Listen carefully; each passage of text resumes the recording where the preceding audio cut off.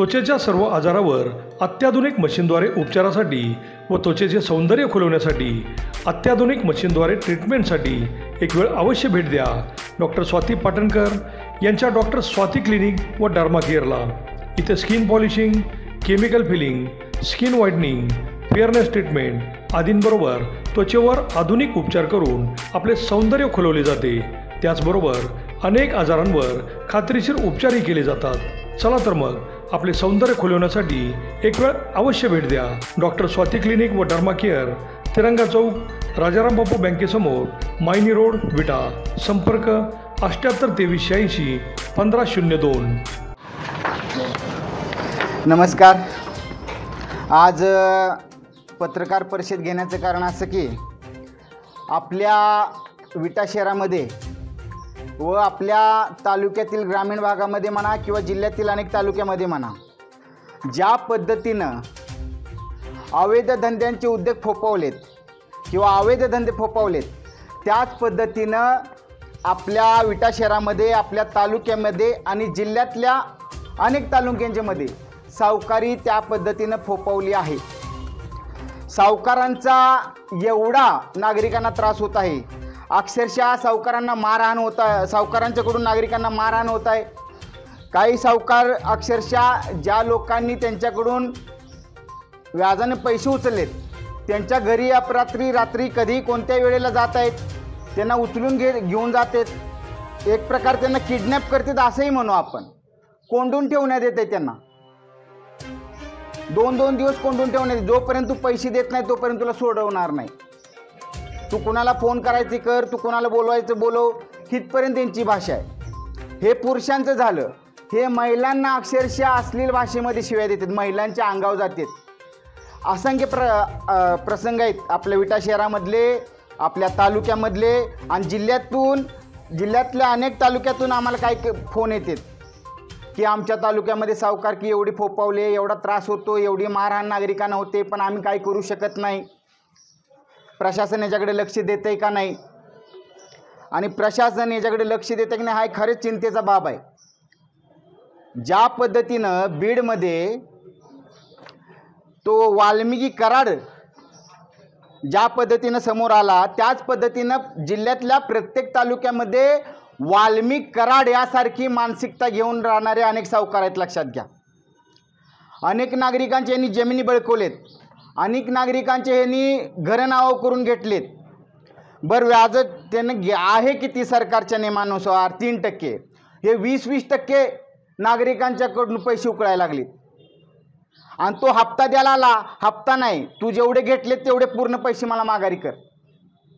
त्या नागरिकाने 20,000 घेतले असतील तर तुम्ही त्या पद्धतीने त्यांना हप्ते दिलेत ना, तो त्या तारखेला तो हप्ता आणून देणार तुमच्याकडे।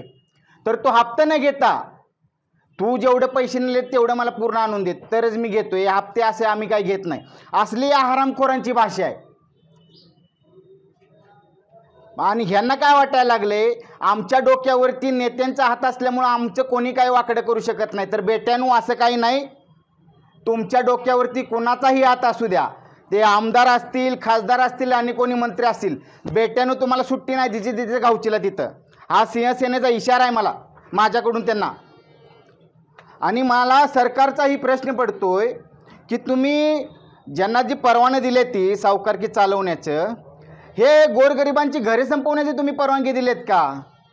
आपल्या विटा शहरामध्ये अतुल, काय नाव त्याचं, मेहत्रे, अतुल मेहत्रे, त्याने 1.5 वर्षापूर्वी फास लावून घेतला, ही तुम्हाला कल्पना असेल। आपल्या चॅनेलच्या अनेक चॅनेलला बातमी लागलेली आहे। दुसरी गोष्ट, सुहास गिड्डे या व्यक्तीनं सावकारांना कंटाळून विषप्राशन करून आत्महत्या केली। आता काल परवा दिवशी आपल्या विटा शहरामधलं उदाहरण सांगायचा विषय असा की यांना एवढी ताकद मिळते कुठून? यांना कोणती भीती नाही का? ह्यांची घर उभा करण्याच्या नादामध्ये, ह्यांनी पैसे कमवायच्या नादामध्ये या हरामखोर असंख्य लोकांची कुटुंब उद्ध्वस्त करायला लागलेत। यांना कोणी जाब विचारणार नाही का? त्यांना जर तसं वाटत असेल तर त्यांनी तसं समजू नये। सिंहसेना आहे तुम्हाला जाब विचारण्यासाठी, एवढं मला आपल्या सर्वांच्या माध्यमातून सांगायचं आहे। आणि या हरामखोरांवरती माननीय SP साहेबांनी तातडीनं कारवाई केली पाहिजे आहे। या हरामखोरांच्या ज्या परवाने आहेत लायसनी चालवायचे ते तातडीने बंद केले पाहिजेत, ह्यांचे परवाने रद्द केले पाहिजेत. हे आपल्या माध्यमातून मला सांगायचं आहे. हे हरामखोर जर अशा पद्धतीने जर वसुल्या करत असतील, नागरिकांना मारहाण करत असतील, आमच्या माता भगिनींना जर शिवीगाळ करत असतील, हरामखोरांची छताडापर्यंत हात घालण्याची मजल जाते यांची.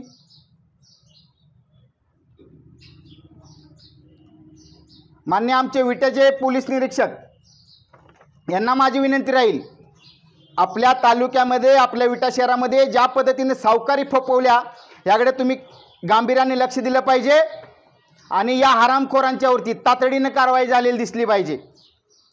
ह्यांच्यावरती जर कारवाई झाली नाही तर सिंहसेना गप्प बसणार नाही. मला आपल्या माध्यमातून प्रशासनालाही सांगायचं आहे. बरे कोण आहेत? हे राजकीय नेत्यांचे कार्यकर्ते आहेत. माननीय आपल्या तालुक्याचे आमदार सुहास बाबर ह्यांच्या कार्यकर्ते आहेत. त्यांच्या जास्त प्रमाणात या टक्का आहे त्यांच्या कार्यकर्त्यांचा.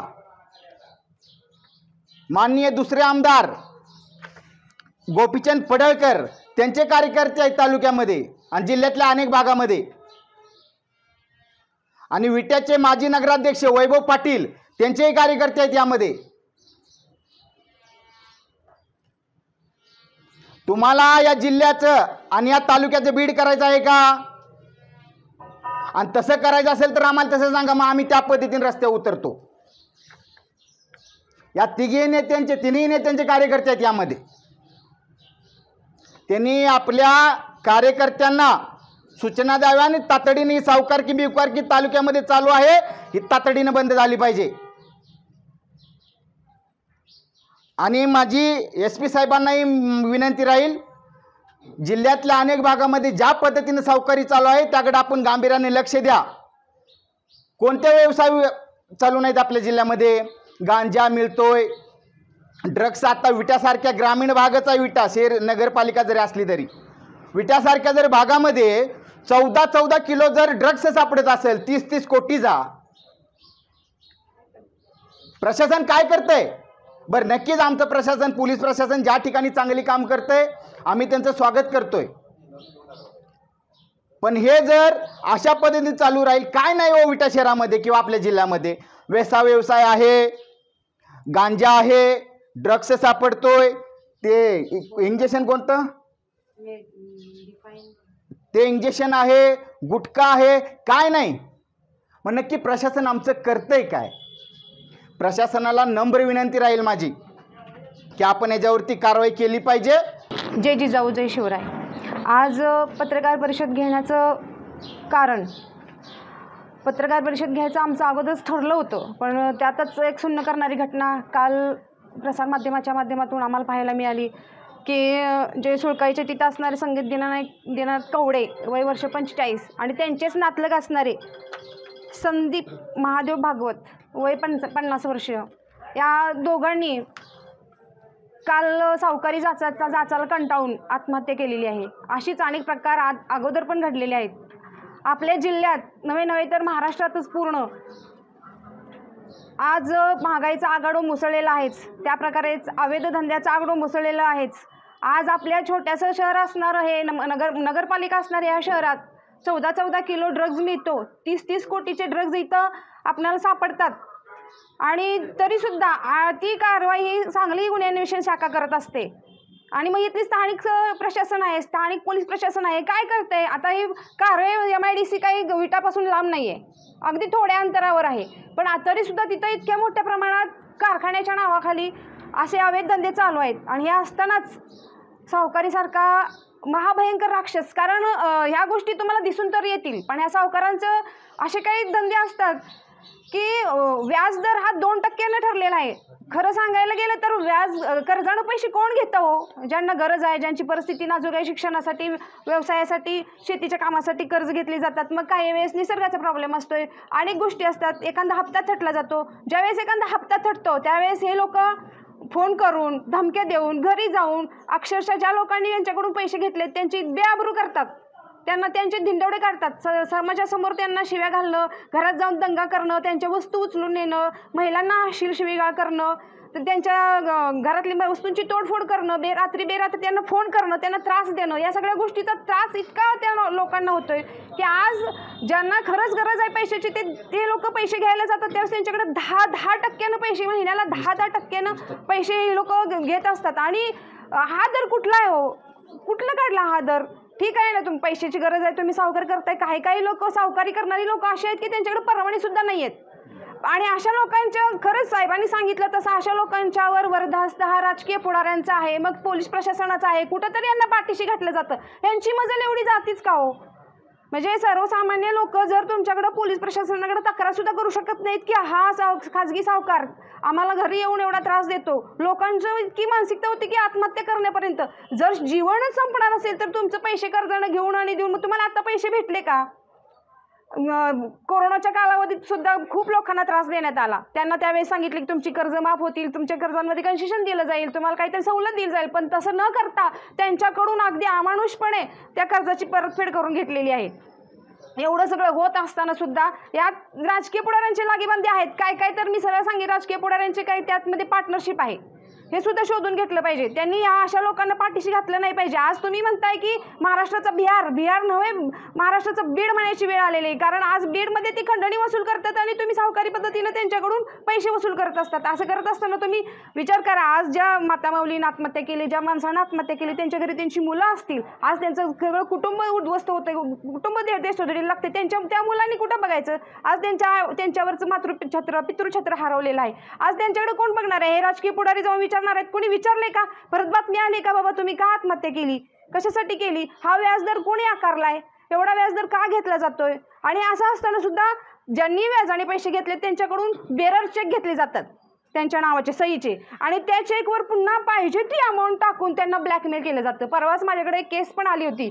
त्यांना नोटीस आले आणि नाव तर त्यांनी फायनान्सचं टाकतात, वर देताना फायनान्सचं नाव टाकतात, परंतु नंतर ज्यावेळेस तक्रार करायची असते यांना किंवा ब्लॅकमेल करायचं असते त्यांच्याकडून चेक गोड बोलून घेतले जातात सही करून. आणि ज्यावेळेस त्यांना ब्लॅकमेल करायचं असतं त्यावेळेस म्हणतात की आमच्या मैत्रीपूर्ण संबंध होते आणि त्या संबंधातून आम्ही यांना असे पैसे दिले होते. मग ते पैसे दिलेले असतात 20,000 30,000, परंतु यांनी त्यांनी आकडा टाकलेला असतो 1,00,000 1,50,000. मग अशा लोकांनी पैसे द्यायचे कुठून?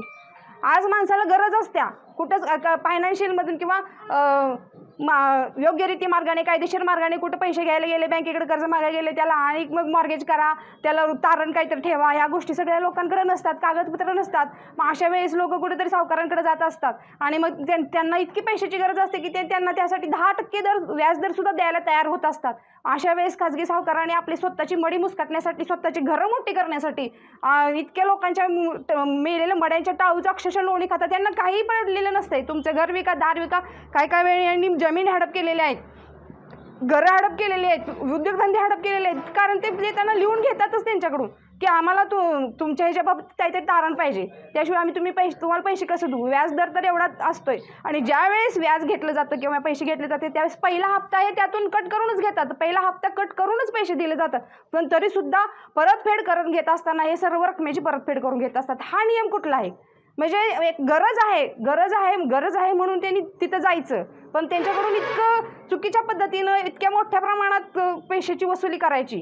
आज मी महाराष्ट्रातल्या पूर्ण सांगली जिल्हा असू द्या, खानापूर तालुका असू द्या, आज सगळ्या ज्या माता भगिनी आहेत, जे कोणी त्रासलेले ग्राहक आहेत बाबा, ज्यांनी पैसे घेतलेत आणि त्यांना त्रास होतोय ह्या सावकारकीचा, त्यांना मी शिवसेनेच्या माध्यमातून आव्हान करते की तुम्ही सर्वजण या. कोणाच्या काही तक्रारी असतील, कोणाचे काही प्रॉब्लेम असतील, तुम्ही आमच्या प्रमुख कार्यालयाशी संपर्क साधावा. तुमचे जे काही अडचणी असतील, तुम्हाला काही त्रास असेल सावकारीकडून, तर तो त्रास तुम्ही आम्हाला सांगा, तुम्ही आमच्यापर्यंत पोहोचा, आम्ही तुमचा आवाज बनू. आज आम्ही 3 तारखेला जिल्हाधिकारी, विटा पोलीस निरीक्षक या सगळ्यांना निवेदन देतो आहे की बाबा त्वरित जे काही कोणी असतील ते काय शोधायचं काम आमचं नाही. जे कोण खाजगी सावकारी करणारे असतील, परवानाधारक असतील, विनापरवाना असतील, या सर्वांचा शोध तुम्ही घ्यायचा आहे आणि त्यांच्यावर योग्य ती कडक कारवाई करायची आहे. आणि त्यांना योग्य ते व्याजदर, त्यांनी कुठल्या व्याजाने पैसे देतात, योग्य तो व्याजदर वापरला जातो का याची सुद्धा कसून चौकशी करायची आहे. जेणेकरून जी ही नागरिकांची ससेवलपट चालली आहे बाबा, गरजवंतांची जी ससेवलपट चालली आहे, ज्यांच्या आत्महत्या होत आहेत, ज्यांचे घरं उद्ध्वस्त होत आहेत, शेती धडी लागते, अशा सर्व लोकांसाठी कुठंतरी चांगलं काम केलं जाईल. आणि मी आव्हान करते की इथून पुढं आम्ही अल्टिमेटम दिलंय 17 तारखेपर्यंत. जर 17 तारखेपर्यंत अशी कोणतीही चौकशी झाली नाही किंवा कारवाई झाली नाही तर शिवसेना रस्त्यावर उतरणार आहे. आणि मी जनतेला सुद्धा आवाहन केलं आहे की तुम्ही आता गप्प बसला तर तुम्हाला आत्महत्येशिवाय पर्याय नाही. तुम्ही घाबरून जाऊ नका. शिवसेना तुमच्या पाठीशी ठामपणे उभा आहे.